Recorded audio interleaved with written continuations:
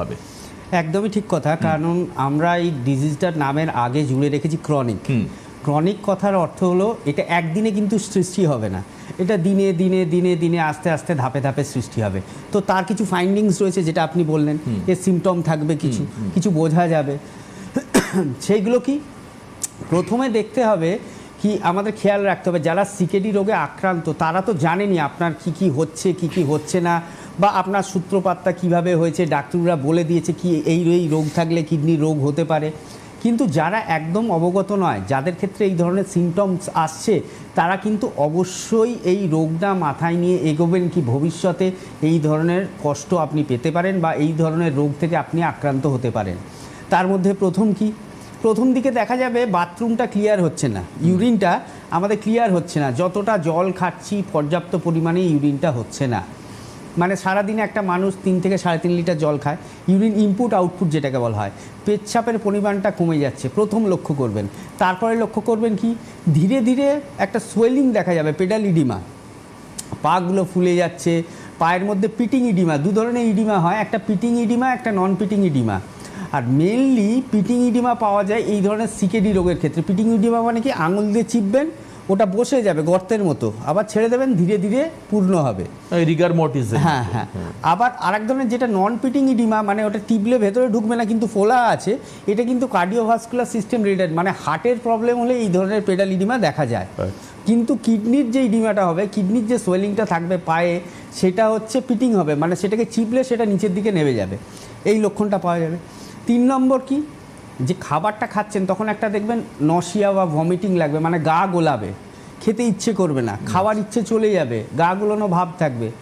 4 নম্বর কি, গায়ে হাত পায়ে চুলকানি বেরোতে পারে, সারা শরীর চুলকাতে পারে, মানে র্যাশ বা এমনি চুলকাচ্ছে, বোঝা যাচ্ছে না কোনো র্যাশ নেই, সেটা অ্যাবডোমেন রিজনে হতে পারে বা লোয়ার পোর্শনে হতে পারে। মানুষ প্রথমে তার স্কিন ডিজিজ বা ডার্মা প্রবলেম, হ্যাঁ ডার্মার প্রবলেম ভাবতে পারে, কিন্তু এতগুলো যখন রিলেট করবে একের পর এক, মানে একটার সঙ্গে আরেকটা হবে, আস্তে আস্তে হবে। ক্রনিক তো একটা স্টেজের পর একটা, মানে শুধু যে ইচিং হচ্ছে না সেরকম নয়, বাথরুম ক্লিয়ার হচ্ছে এরকম হবে না, তার সাথে আস্তে আস্তে পা ফোলা আসবে, মুখ চোখ ফুলবে, খিদের ইচ্ছে চলে যাবে, গা গোলাবে, এই সমস্যাগুলো আসবে।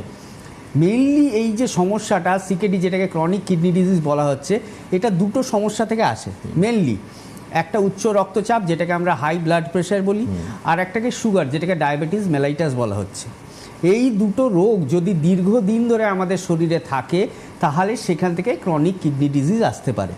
আমরা যখন সুগার নিয়ে আলোচনা করি, আমরা আলোচনা করি কি সুগার থাকলে ডায়াবেটিক নেফ্রোপ্যাথি হতে পারে। নেফ্রোপ্যাথি মানে কি কিডনির সমস্যা, সেটাই কিন্তু ক্রনিক কিডনি ডিজিজ। এছাড়া কি, আপনার যদি পলিসিস্টিক কিডনি ডিজিজ, অনেক সময় শোনা যায় কি ডাক্তার আমার কিডনিতে সিস্ট আছে, পলিসিস্টিক কিডনি ডিজিজ যদি থাকে, সেখান থেকে সিকেডি হওয়ার সম্ভাবনা থাকে। নেফ্রাইটিস যদি থাকে, নেফ্রাইটিস মানে আপনার নেফ্রনের মধ্যে যদি কোনো ইনফেকশন বা ইনফ্লামেশন থাকে, সেখান থেকে আপনার এই ধরনের সিকেডি রোগ আসতে পারে।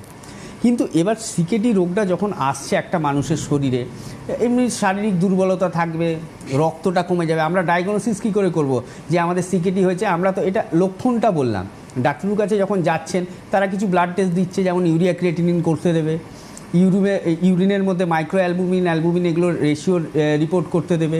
তো দেখা যাবে সেখানে ইউরিয়া ক্রিয়েটিনিন বাড়ছে, যেটা নর্মাল রেঞ্জ তার থেকে বাড়তে থাকছে, এবং হিমোগ্লোবিনটা ড্রপ করছে। সাইড বাই দেখা যাবে আমাদের ইউরিক অ্যাসিড বাড়ছে এবং কোলেস্টেরলটা বাড়ছে। তো এই জিনিসগুলো একসাথে পাওয়া যাবে। কারণ কি, আমাদের যে গ্লোমেরুলার নেফ্রাইটিস যেটা বললাম, যেখান থেকে সিকেডি হতে পারে, যে গ্লোমেরুলাসটা আছে, ছাঁকনিটা রয়েছে কিডনির মধ্যে, সেটাই নষ্ট হয়ে যায়। তার যে প্রপার ফাংশান, যেটা ভালো জিনিসটাকে ছেঁকে ভেতরে রাখা, খারাপ জিনিসটাকে বের করে দেয়, সেই ফাংশানটা নষ্ট হয়ে যায়। সেই জন্যে কী বলা হয়, যারা সিকেডির পেশেন্ট তাদের ক্ষেত্রে কম জল খেতে বলা হয়। যেহেতু একটা মেশিন খারাপ হয়ে গেছে, তার ওপর যদি ওভারলোড দেওয়া হয়, সেটা আরও খারাপ হয়ে যাবে তাড়াতাড়ি। যাতে তাড়াতাড়ি না খারাপ হয়, সেখানে আমরা ওয়াটার রেস্ট্রিকশন করে দিই। আমাদের প্রোটিন ইনটেক কেন কমায়? প্রোটিনটা পরবর্তীকালে ভেঙে ইউরিয়া ক্রিয়েটিনিন তৈরি হয়।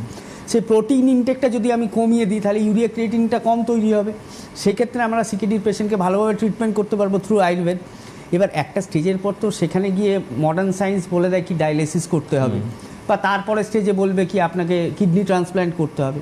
কিন্তু আমরা বহু পেশেন্ট এরম দেখেছি আয়ুর্বেদে এবং এনবিবিতে এতদিন দীর্ঘদিন চিকিৎসার পরে, প্রায় 10-15 বছরের ইতিহাসে, যারা আমাদের কাছে ইউরিয়া ক্রিয়েটিনিন বাড়া নিয়ে এসছেন, সিকেডির পেশেন্ট এসেছেন 3, 4, 5 এবং কি 6 অবধি, তারা কিন্তু আয়ুর্বেদিক ট্রিটমেন্ট করে এখন ভালো রয়েছেন এবং সুস্থ রয়েছেন।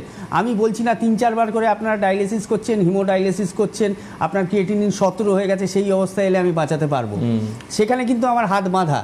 কিন্তু আপনার যখন ধীরে ধীরে আপনার রোগটা বাড়ছে, আপনি তো ডাক্তারের কাছে ধরা পড়লে হয়তো 2.3 ক্রিয়েটিনিন, তারপর একটু দেখলেন, এখানে দেখলেন, করলেন, হলো না, 2.8 হলো, তারপরে অন্য জায়গায় গেলেন, সেখানে 3.4 হলো, তারপর 4 হলো।